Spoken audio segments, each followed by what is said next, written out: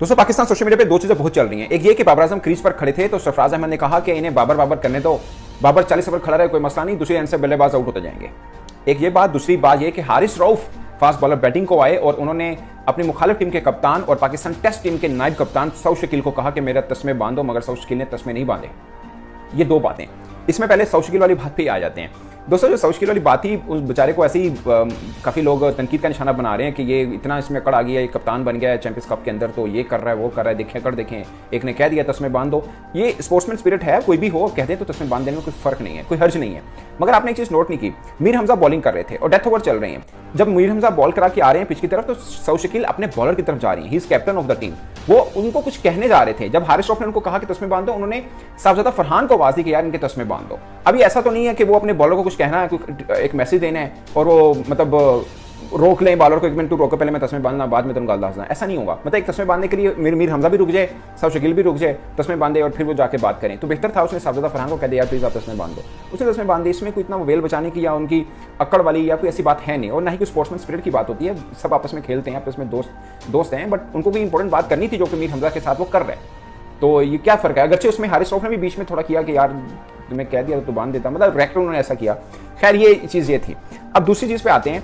Babar Azam batting कर रहे थे, एक तो फैंस करते हैं बाबर बाबर, तो मतलब ये भी एक अलग होता है। अभी शुरुआत ही थी तो सरफराज अहमद विकेट के पीछे वो हमेशा उनका दिमाग और जुबान दोनों अच्छे से चलते हैं, तो उन्होंने बोला कि भाई इनको बाबर बाबर करने दो, ये विकेट पे खड़ा रहे, 40 ओवर खेल ले, कोई मसला नहीं है, दूसरे एंड से बल्लेबाज आउट हो जाएंगे। कुछ क्रिकेट फैंस इसको रिलेट कर रहे हैं आकिब जुवैद की बात पे, जिसमें आकिब जुवैद ने एक बार पीएसएल के दौरान एक स्टेटमेंट दी थी कि बाबर आजम जब बैटिंग पे आते हैं ना हमें कोई फिक्र नहीं होती, वो भले 20 ओवर खड़ा रहे, हमने कभी कोशिश ही नहीं की कि वो आउट हो, क्योंकि खड़ा रहे तो हमें कोई डेंजर नहीं है।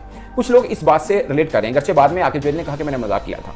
कुछ लोग सरफराज की इस बात से उसको कर रहे हैं। आई डोंट नो कि सरफराज के मन में क्या है, बट उन्होंने ऐसे एक बात की, उन्होंने बोला, मतलब मुझे लगता है कि वो जस्ट वो टोन तो करते नहीं है। ये बात है कि वो सरफराज अहमद मतलब जिसे बोलते हैं ना तंज करना, ऐसा वाला चक्कर नहीं है, वो बोलते हैं मजाक करते हैं, वो अलग बात है, बट उनका purpose I don't think so कि ये होगा कि बाबर के खड़े होने से कोई फर्क नहीं पड़ेगा, बाबर सो कर गए हैं, तो ये ऑफ कोर्स नहीं होगा। उनका ये होगा कि बाबर एक एंड पे खड़ा भी रहे तो क्या फर्क पड़ता है, दूसरे से विकेटें गिरती रहें। तो ये होना उनका जो पर्पस था एक्चुअल में कहने का ये था, ना कि बाबर आजम को कोई तंज कसना कि बाबर आजम के खड़े होने से हमें क्या फर्क पड़ता है, 40 ओवर भी खेल ले तो क्या रन कर लेगा बाबर, ऐसा नहीं था। ये था कि बाबर एक एंड पे खड़ा रहे, नो प्रॉब्लम, हमें दूसरे एंड से विकेटें लेनी है। क्योंकि जब वो बात कर रहे थे उस वक्त बाबर आजम बैटिंग एंड पे नहीं थे, वो बॉलिंग एंड पे खड़े थे।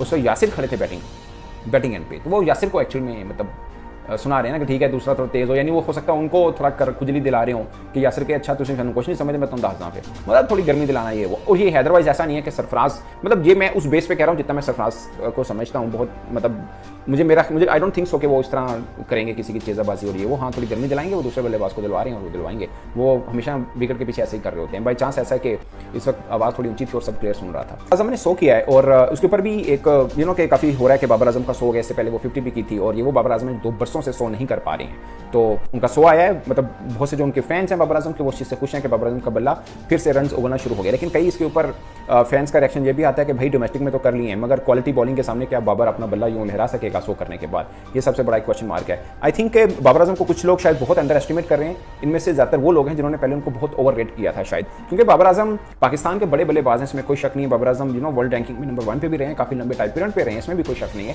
बट पॉइंट इज के उस वक्त भी थोड़ा सा मतलब देखना था कि हम, चूंकि हमारे पास कोई स्टार नहीं था, बाबर आजम की सूरत में हमें स्टार मिला और हमने उनको उठा के सीधा डाल दिया विराट कोहली के कंपैरिजन में, जो कि शायद उनके साथ ज्यादती की थी। दोनों की क्रिकेट में फर्क है। तो दोस्तों अभी तो खैर चैंपियंस कप चल रहा है और ये ऊंट किस करवट बैठेगा वो तो चंद दिन में पता चल जाएगा। इससे पहले व्लॉग में मैंने बताया था कि 23 को पाकिस्तान क्रिकेट बोर्ड की एक हाई प्रोफाइल मीटिंग हो रही है, जिसमें तमाम कोचेस, तमाम मेंटोर, पाकिस्तान टीम के तमाम क्रिकेटर शामिल होंगे। अगरचे पाकिस्तान क्रिकेट बोर्ड के मुताबिक उसके अंदर कप्तानी का फैसला या टीम की सिलेक्शन का फैसला नहीं होगा, मगर पाकिस्तान क्रिकेट के फ्यूचर का फैसला जरूर होगा कि हमें किस तर्ज की क्रिकेट खेलनी है। ये तर्ज के ऊपर हमने पहले भी बहुत कुछ खो दिया है, क्योंकि जब इंग्लैंड पाकिस्तान आई थी उन्होंने हमें लपेट दिया था। उस वक्त रमीज राजा ने कहा था अपने अंडर 19 के बच्चों को भी कि तुम पुटी शॉटा मारनी आनी चाहिए। उसके बाद से कुछ लोग समझते हैं कि खासकर सलमान भट्ट साहब ये समझते हैं कि पाकिस्तान क्रिकेट के डाउनफॉल एक्चुअल में वहाँ से शुरू हुआ था कि हम अपनी बेस को खो बैठे थे और हम दूसरों को कॉपी करने के चक्कर में खुद लपेटे गए।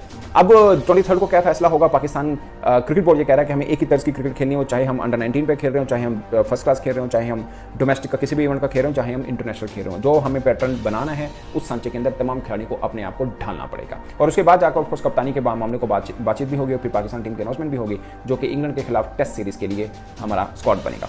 तो इन दोनों चीज़ों पर दोस्तों आप अपनी राय कमेंट की सूरत में जरूर आएगा। मेरी तरफ से इतना ही, इजाजत दीजिए, अल्लाह हाफिज़।